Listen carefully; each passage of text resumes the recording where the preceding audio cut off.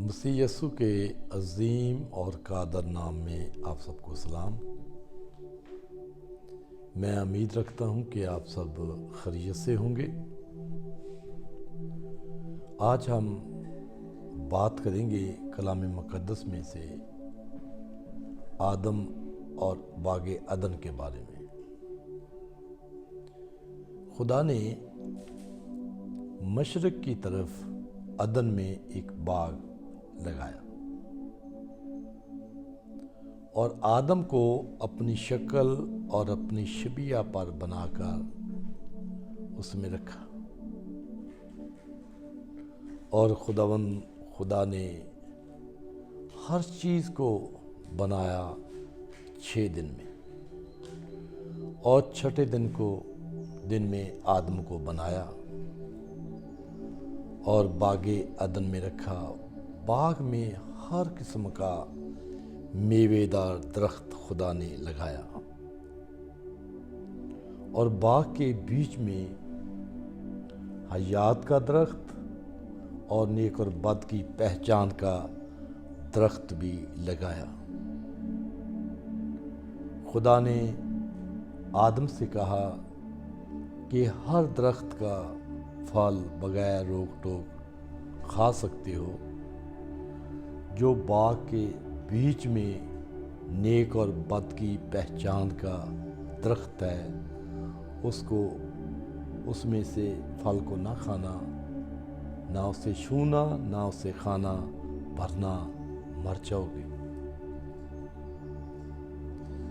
اور ہر چیز کا خدا نے جوڑا بنا کر رکھا، لیکن آدم اکیلا تھا۔ آدم خوش نہیں تھا۔ ہر چیز کا جوڑا تھا، لیکن آدم اکیلا تھا۔ خدا نے دیکھا اور کہا کہ آدم کا اکیلا رہنا اچھا نہیں، ہم اس کی مانند بنائیں گے۔ اور خدا نے آدم کو گہری نیند بھیجی، وہ سو گیا۔ اس کی پسلیوں میں سے ایک کو نکال لیا اور اس کی جگہ گوشت بھر دیا۔ جو پسلی نکالی تھی، خدا اس کے لیے عورت کو بنا کر آدم کے پاس لایا، اور خدا نے جب آدم کے پاس لا کر کہا کیا نام رکھتا ہے، اس نے کہا جی میری ہڈیوں میں سے میری ہڈی ہے، میری گوشت میں سے میرا گوشت ہے، یہ نر سے نکالی گئی ہے، یہ ناری کہلائے گی۔ اور آدم اور حوا باغ عدن میں رہا کرتے تھے۔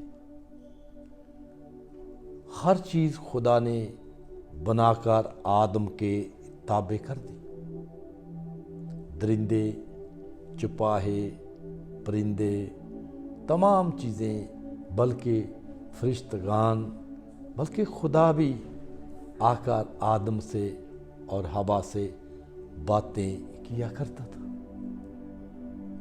لیکن لوسیفر یعنی ابلیس،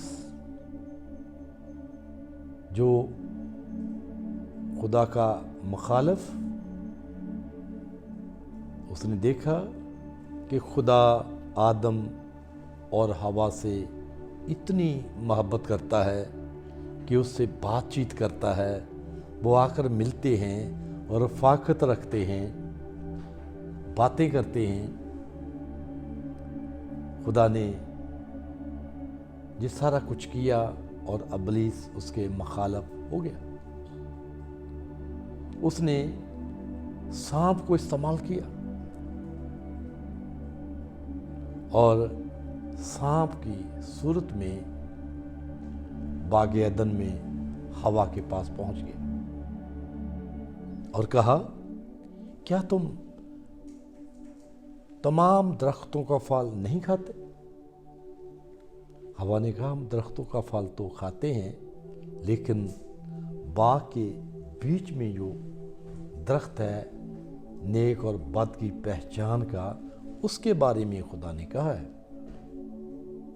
ना उसे छूना ना उसे खाना, वरना मर जाओगे। इब्लीस ने कहा हरगिज़ नहीं मरोगे, बल्कि उसे खाने से तुम्हारी आंखें खुल जाएंगी, नेक और बद की पहचान में खुदा की मानद हो जाओगे। लेकिन जब चलते चलते वहाँ वो दरख्त के पास इब्लीस ले गया और हवा ने देखा ये दरख्त खाने के लिए, ये फल खाने के लिए मुफीद है और देखने के लिए खुशनुमा है, उस दरख्त के फल में से लिया और खा लिया। और उसने आकर अपने शौहर को भी दिया, उसने भी खा लिया। उनको एहसास पैदा हुआ कि हम नंगे। खुदा अपने वक्त पर बागे अदन में आया और आवाज़ दी, ए आदम, ए आदम। उसने उसकी आवाज़ को सुना, डरा और अपने आप को बाग में छिपा लिया, क्योंकि जब उनको एहसास हुआ कि हम नंगे हैं, उसने अंजीर के दरख्तों के पत्तों को सीकर उसकी लुंगियाँ बनाकर पहनी थी और अपने आप को छिपा लिया। और फिर खुदा ने कहा कि आदम तू कहाँ है? उसने कहा बाग में मैंने तेरी आवाज़ को सुना और मैं डरा और मैं छुप गया। खुदा ने कहा कहीं तू फल तो नहीं खा लिया? उसने बोला हाँ, जो तूने मेरे साथ औरत को किया है उसने मुझे खिला दिया है। और औरत से कहा ये तूने क्या किया? उसने कहा सांप ने मुझे बहकाया और मैंने खा लिया। और खुदा ने सांप से कहा कि तूने ये काम किया, ये काम जो मैंने मना किया था तूने करवा दिया है। औरत को इस्तेमाल किया, तू पेट के बल चलेगा, खाक चाटेगा। मैं तेरी औरत की नस्ल में अदावत डालूंगा, वो तेरे सर को कुचलेगा, तो उसकी एड़ी को काटेगा। ये खुदा ने सजा सांप को दी। और फिर औरत से कहा तूने सांप की बात को माना, तूने वो काम किया जिसकी बाबत मना किया था। तो मैं तेरे दर्द हमल को बढ़ाऊंगा, तू दर्द के साथ बच्चा पैदा करेगी। और फिर आदम से कहा कि तूने औरत की बात को माना जिसकी बाबत मैंने मना किया था कि फल को ना खाना। तूने वो काम किया जो मैंने मना किया था। तू मुंह के पसीने की रोटी खाएगा, तू खेती को जोतेगा, वो ऊंट कटारे उगाएगी, तू पसीने की रोटी खाएगा और जमीन तेरे स्वभाव से लानते हुए खुदा ने आदम को अदन से निकाल दिया। वो मोहब्बत का ताज जो खुदा ने आदम को पहनाया था वो गिर गया। अदन से आदम को निकाल दिया गया और निकाल कर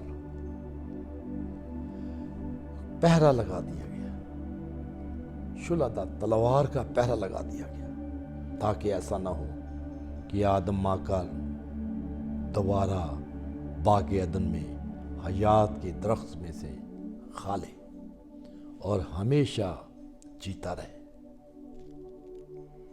کیونکہ آدم مٹی سے لیا گیا اور زمین سے لیا گیا، اور کہا کہ اے آدم تو خاک ہے، خاک میں لوٹ جائے گا۔ انسان آج بھی جو خدا نے کہا ہے یہ جسم، یہ فانی جسم، یہ خاک ہے، یہ خاک میں جانا ہے۔ خدا آج کے کلام کے وسیلہ سے ہم سب کو برکت دے، آمین۔